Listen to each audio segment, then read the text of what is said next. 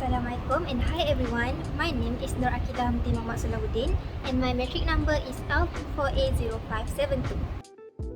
In this video, there are two parts, and for part 1, I'll be analyzing the nonverbal communication found in my personal space, my desk, which works as my study and creative zone. According to chapter 5, the artifacts and environment around us suddenly reflect who we are.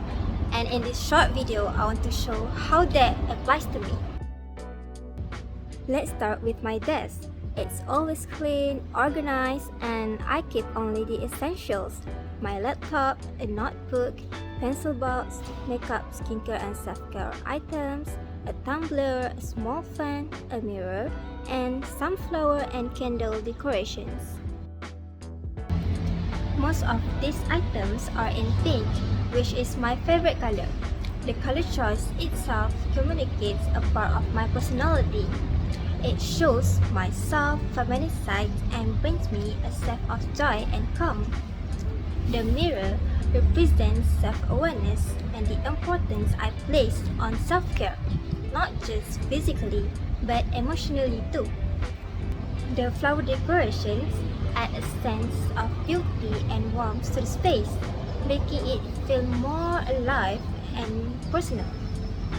The presence of skincare and makeup suggests I care about my personal well-being and confidence, even when I'm just in my own space.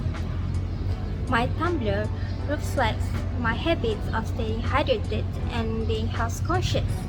It's always beside me, especially when I study and exercise. The fan tells that I like to feel physically comfortable. Moreover, I usually get warm and sweat, so it's a little thing that helps me to stay calm and cozy. On the shelf above, I have some books, mostly fictions and self-help. This represents my curiosity, creativity, and my love for learning and growing as a person.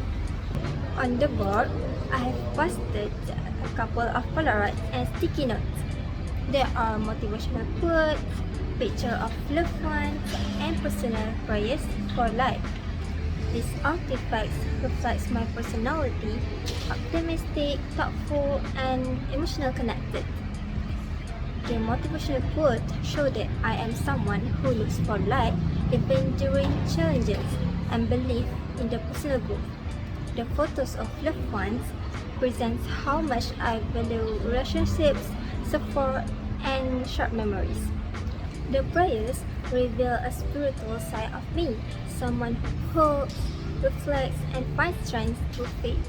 Together, these small items help me stay grounded and inspired every day. All of these artifacts create a space where I feel complete in myself. The environment gives me a strong sense of identity, comfort, and even security. Every item holds a personal meaning and silently reminds me of who I am and what I believe. When I look at my desk and sit at my chair, I instantly feel at ease, knowing it's a place where I can relax, study, create, or simply be alone with my thoughts. If all of these personal artifacts suddenly disappear, I think I feel emotionally lost and disconnected. Without the books, the photos, the pink touches, and the comforting flowers, the desk would be cold, empty, and unfamiliar. It would be harder to focus, harder to find peace, and I wouldn't feel like the space truly belongs to me anymore. My desk would lose its warmth, its story, and a big part of what makes it my safe place. So, in conclusion, my desk silently tells a story about who I am. The artifacts may not speak, but they express identity, values, and emotions without using any words. It's a reminder that communication goes far beyond just talking.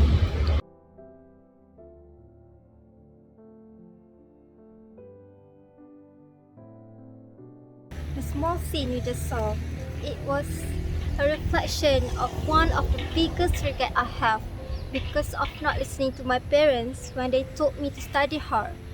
Today, I would like to share a personal story about a time when I wish I had listened more carefully. A moment that really taught me the importance of mindful listening. Back when I was in high school, my parents always reminded me to study hard and to focus on my future. They would say things like, work hard now so you don't struggle later. At that time, honestly, I didn't take their advice seriously. I thought I still had a lot of time, and sometimes I prioritized having fun, procrastinating, and thinking like, it's okay, I'll study later. Because I didn't really listen, my results were not as good as they could have been.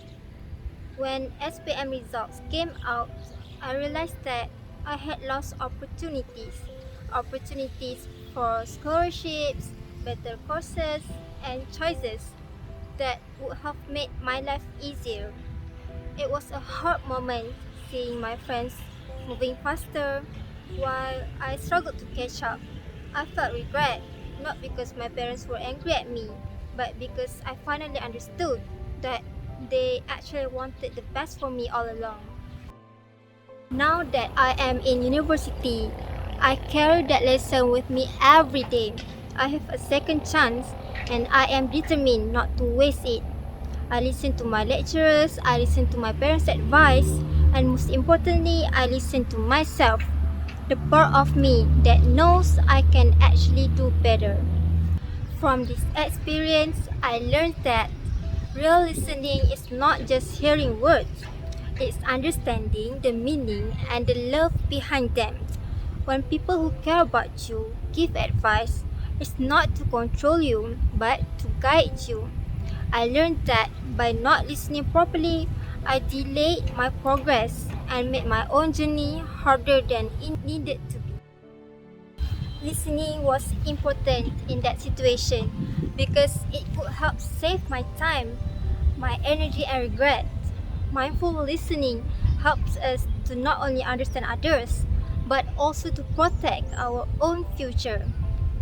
I realized that mindful listening is a gift to ourselves and to the people who care about us. Today, I am studying hard, not just for myself, but to honor the people who believe in me, even when I didn't listen. Listening is not just about hearing words, it's about valuing the people who love and believe in us. I am grateful for a second chance, and today I choose to listen with my both ears and my heart. Thank you for watching.